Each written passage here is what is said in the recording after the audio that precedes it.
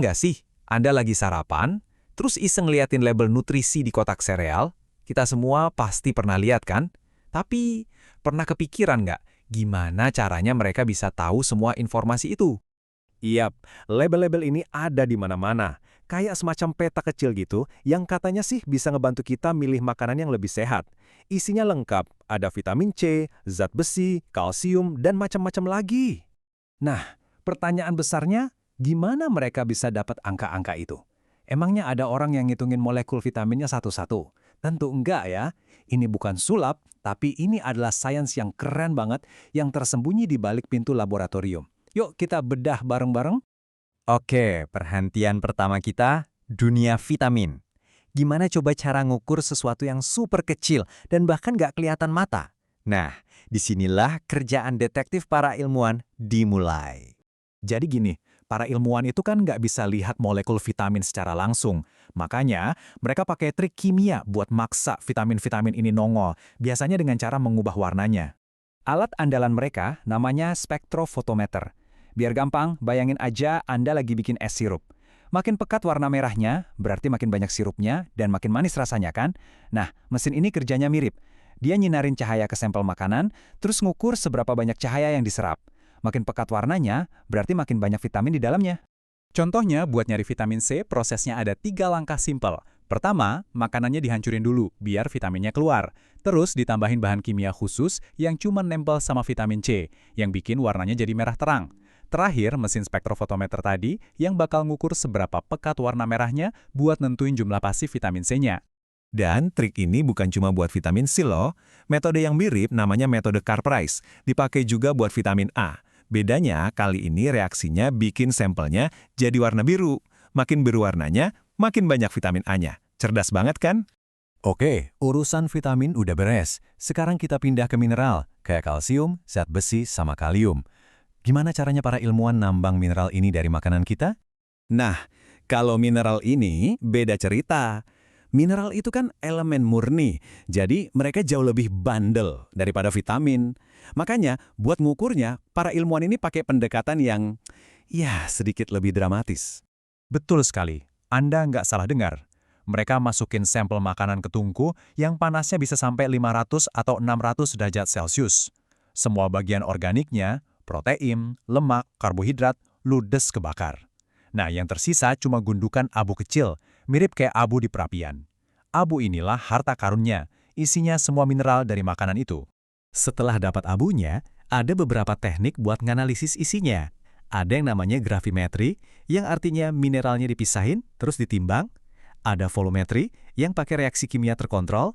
Dan, kolorimetri, metode warna yang kita bahas tadi, juga bisa dipakai di sini. Tapi, kalau mereka pengen tahu persis berapa banyak zat besi atau zinc di dalamnya, mereka butuh alat yang jauh lebih canggih lagi. Nah, kenalin spektrofotometer serapan atom, atau disingkat AAS. Mesin super canggih ini cara kerjanya unik. Dia mecah sampel jadi atom-atom tunggal, terus ngukur gimana tiap jenis atom nyerap cahaya.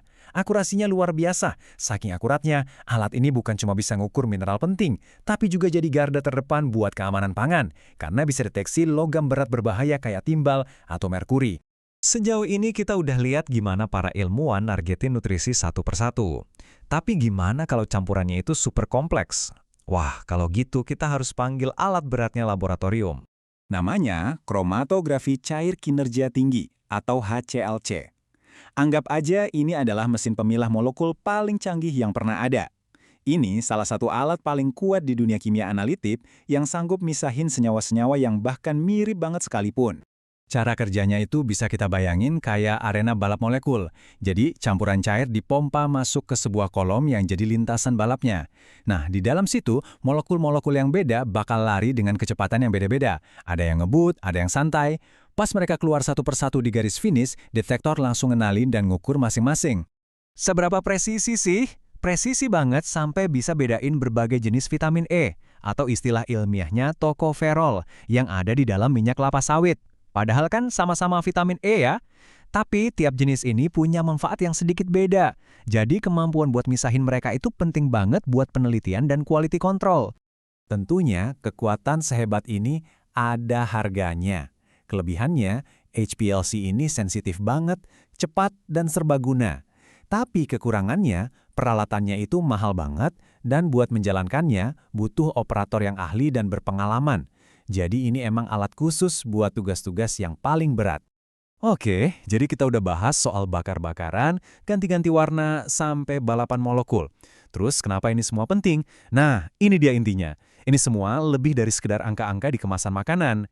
Ilmu ini tuh sebenarnya kayak pahlawan tanpa tanda jasa buat makanan kita. AS mestiin makanan kita bebas logam berat. Kontrol kualitas ngejamin sereal yang kita makan beneran ada vitaminnya.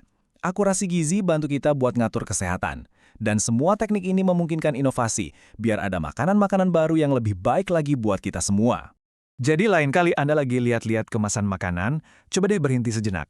Angka-angka yang Anda lihat itu bukan sekedar data biasa, itu adalah hasil akhir dari serangkaian proses sains yang rumit dan cerdas, yang tujuannya cuma satu, ngasih tahu Anda apa isi piring Anda sebenarnya. Jadi bikin kita mikir ya, seiring alat-alat ini makin canggih, kira-kira rahasia apa lagi yang bakal kita bongkar dari makanan kita di masa depan? Mungkin aja label nutrisi di masa depan bakal ngasih cerita yang jauh lebih dalam. Terima kasih udah ikutan dalam penelusuran kali ini.